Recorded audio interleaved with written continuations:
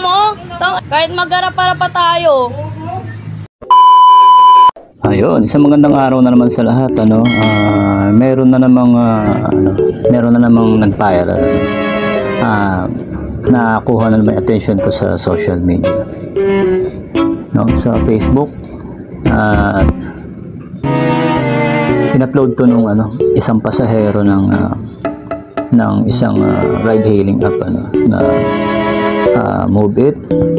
No, hindi malinaw yung sa video kung paano nag-umpisa, pero based doon sa video na kumalat,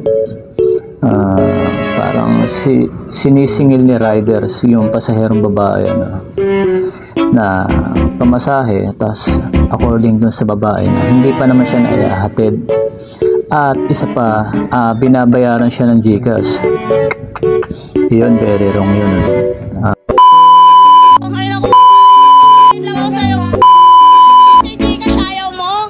Kahit magharap-harap pa tayo.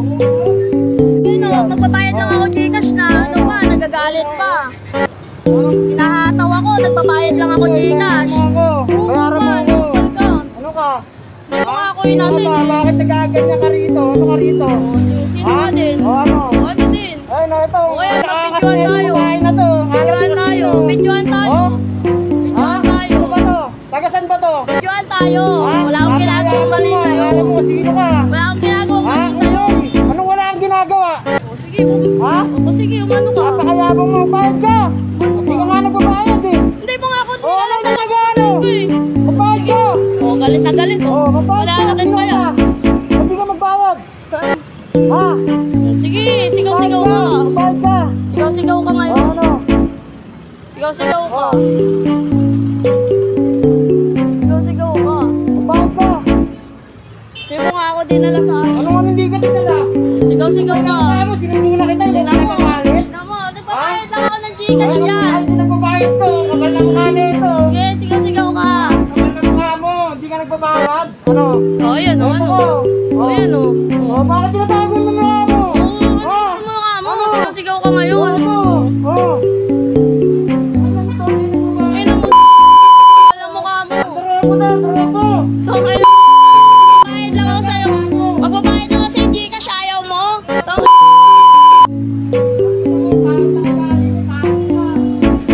Mas pangit mama mo, tama. Pangit mama mo. Magbabayad ako Gcash, ayaw mo. Sige, malikit ka. Nakikisay ka lang sa akin. Manakit ka. Manakit ka.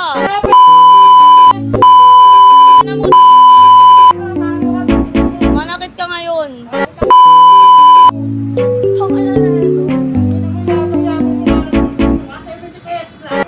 Oo, 70 pesos na kakaganyan ka. Kawawa sa'yo. Alam mo. Nakakaya ka, boy. Ay, tumigil 70 pesos na kakaganyan. Oo, tignan nyo. Yung sinasabi niyan. Tignan mo.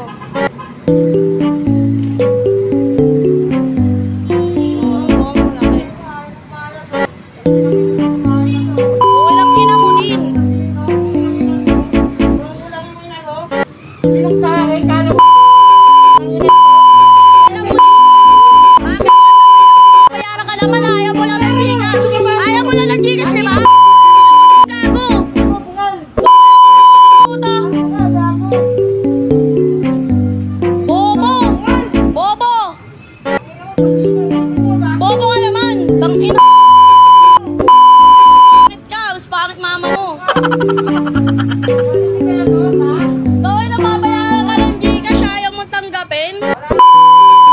Taka na sa Gcash, boy. Bobo. O sige, o ano. Bobo ka. Gcash, tas kasalanan ko pa ngayon. Bakit tinatid mo ba ako? Bakit tinatid mo ako? Tong ano? Di kayo na ano dyan ha? Ikaw yun, tanga, bobo. Sige, ayun. Baliw yan, baliw. Baliw.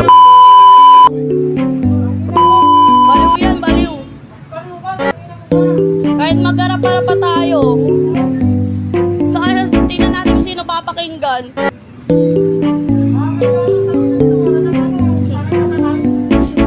Sanay. Ang alam, kakalabas ko nga lang, kumanyan ka na. Sige, magsalita ka. Tingnan natin kung saan pupulutin.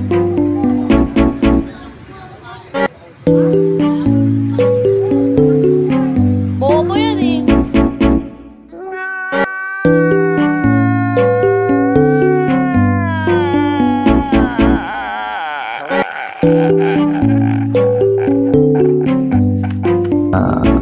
Kahit GCash pa yan o cash, dapat talagang tinatanggap yan.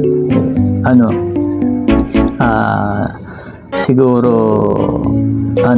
meron lang silang hindi pagkakaintindihan at saka hindi matukoy kung paano nag-umpisa at saka saan ang galing yung galit nung rider. Pero sa isang banda, ako kasi naging driver din ako ni Angkas 2016 nung bago pala nag-i-start si Angkas. Ayan, kami yung mga pioneer dyan. Nung una hindi ko rin maintindihan kung bakit kailangan magbayad sa GCash. Though na-orient naman na kami ron, pero syempre noong mga time na yun kailangan namin ng panggas, dati sa Shell hindi pa sila tumatanggap noon ng GCash ang bayan, talagang cash lang at hindi lahat ng mga gasoline station meron GCash payment noon ng mga panahon na yun. Kaya dati mas gusto namin ng cash kasi unang-una nahawakan na namin yung pera anytime. Pwede kami bumili ng pagkain namin, diba, sa biyahe, pagka namamasada. Pero ang hindi ko maintindihan, bakit ganun kagalit yung lalaki? Isa pa babae yung kaaway niya. Hindi naman yata siya sinaktan Tapos pinahiya pa niya yung babae doon sa gasoline station yata yun. Pinahiya niya yung babae. Dapat hindi ganun, sa mga driver ng mga ganyan, mga motor taxi. Dati nasangkot na rin ako sa ganyan, nakikipagmurahan din ako sa pasahero, pero grabe. Yun nangyari naman sa akin kasi noon. Umaambon doon kasi nangyayari yan umaambon doon sa lugar ng pasahero. Pero syempre umalis ako rin sa nag-book siya doon sa barangay na kung nasaan ako. Hindi naman umuulan o hindi umaambon, pero kita ko naman na medyo masama ang panahon, pero hindi umaambon, so walang reason para magkapote ako, Tapos pagpunta ko ron, sabi niya, "Kuya, bakit wala kang kapote?" Sabi ko, "Meron po, kayo na lang po kapote kasi sa dadaan natin for sure hindi po umaambon." Ayaw niya, nagalit. Hindi ko alam kung ba't siya nagalit, kasi hindi na lang siya sumakay. Sabi ko, "Okay lang po kung hindi kayo sakay." Tapos pag alis ko, pinaka-cancel ko kasi dati ayaw pa namin na nasisira yung rating namin kasi kasama sa incentive yan. So pinaka-cancel ko, ayaw nung pasahero. Ako na lang mag-cancel. Syempre mababawasan yung madadagdagan yung cancellation rate ko, which is makakabawas yun sa tawag dito, sa requirements ni Angkas noon para makakuha ka ng incentive. Then yun,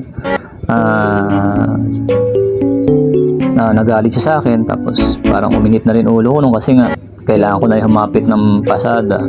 Ngayon, minura niya ako. So, nireport ko naman agad sa office namin na yung pasahero, ganito ganyan, na minura ako. Tapos, hanggang sa, ayaw kong tigilan, hanggang sa nakamurahan ko na rin. Pero yun lang yun. Yung sumunod nun, hindi na kasi syempre, makakasira yan. Unang-una, sa Angkas, Tapos, syempre, sa iyo bilang rider. Kahit ka-close mo pa yung mga admins, kasi nga pioneer kami, kahit ka-close namin, hindi iniiwasan din namin. Kasi para din sa credibility ng company at saka ng mga riders din. Unang-unang nagbe-benefit din naman kami sa Angkas before. Ayan, di bali, ito nga, yung bagong video na kumakalat, yung viral. Hindi ko alam kung ano kung saan nanggaling yung galit ni Ryder. Pero, Paps, mali yun. Unang-una, nasa company ka na hindi naman porket partner kayo ni Mobit, pwede mo nang gawin yan sa pasahero ni Mobit, no? Hindi mo pasahero yan, pasahero yan ni Mobit kasi dala-dala mo yung uniform at pangalan ni company. So, ikaw lang yung nag-represent sa kanila. Pero hindi mo pasahero yan. Pasahero yan ni Mobit. Ikaw lang ang mangangalaga sa pasahero ni Mobit. Kung hindi naman siguro ganun kalaki yung kasalanan nung pasahero, lalo babae yun, wag mo na lang ganun kasi parang inayayabang pa na yung motor mo nakikisakay lang siya. Yes, of course, kasi ayun nga yung in-apply mo diba? Talaga may kisakay siya at mahiga yung helmet pati, kay Mobit yan, hindi rin naman sa yan. So kung binayaran mo yan, sa'yo siya dahil binayaran mo, pero kay Mobit pa rin siya kasi pangalan pa rin ni Mobit yung nakalagay doon sa helmet mo, diba? Kasi ikaw lang yung nag-represent sa company. Yun, hindi naman para i-bash yung rider, for awareness lang din na kalmahan nyo lang hanggat kaya, kalma lang, no? Para syempre hindi lang naman yan, babae yan, papaano kung ang nakatapat mong pasahero medyo lalaban din. Ano? Gusto mo tayong dalawa? Hindi mo, nagbabag pa kayo, Suntukan na lang. may istorya nga ako dyan na kasama ko yung asawa ko, no? Merong angkas rider dito sa may highway. So nasa pedestrian lane kami. And actually wala pa pala. Yung mga pedestrian nasa pedestrian lane na ready na silang tumawid, di syempre pagpunta namin sa pedestrian lane, ang gagawin mo, tatawid ka na kasi andyan na, ang dami ng tao. So since pedestrian lane naman siya, tapos naghintuan na yung mga sasakyan, yung mga jeep. Etong isang driver ng angkas, no, nandito siya sa may right side ng jeep. Sumingit siya doon sa may bike lane, no. Unang-una nga mali na siya kasi nasa bike lane siya. Pangalawang mali niya, nasa kanan siya, nag-overtake. Pangatlong mali niya, pedestrian lane, hindi siya nag-stop naman siya. Kaso nga lang, nung tatawid na kami, syempre ang asawa ko ay buntis. Nung tatawid na kami, tsaka siya umarangkada, nagulat kami, syempre buntis yung kasama ko. Napaano ako kasi may akong payong no, napasangga ako no, napaganon ako kasi baka masagasaan. No, nagalit siya. Tapos nung pagtawid namin, parang nagaano siya na lalaban naman ako hindi naman ako lalaban naman. Sabi ko, wala naman akong sinasabi na kung lalaban ka o hindi. Ang sinasabi ko lang, wag kang basta-basta umaarangkada kasi may mga tumatawid sa pedestrian lane. Yan, na-seminar naman yan, kahit naman hindi ka sa ride-hailing app o wala ka sa mga motor taxi, kahit naman ang sasakyan, nasa seminar naman yan na once na makakita ka ng pedestrian lane, mag-minor ka na. Minor. Kahit wala pang tumatawid yan. No? Kaya yun lang, pasensya lang, tapos kalmahan nyo lang. Huwag masyadong mainit ang ulo sa pasahero, kawawa naman yung babae. So baka may istorya ka, yung rider, may istorya ka, pwede ka naman mag-comment dito sa video kung ano talaga yung nangyari, pero hindi naman para i-bash ka, para lang makuha rin yung panig mo kasi syempre video yun ng babae, tapos doon na sa nagagalit, nag-aaway kayo, yun na yung part ng video na kumalat. Kaya kung may kwento ka at meron kang side na kailangan i-explain sa mga video, kahit hindi dito sa video ko, sa ibang video, explain mo na lang kung bakit, diba? Yun, maraming salamat at nakuha na yung attention ko kanina habang nagkakape ako. Ayun, maraming salamat sa inyong lahat at follow na lang po ng Facebook at saka sa aking YouTube channel, subscribe na lang po. Salamat!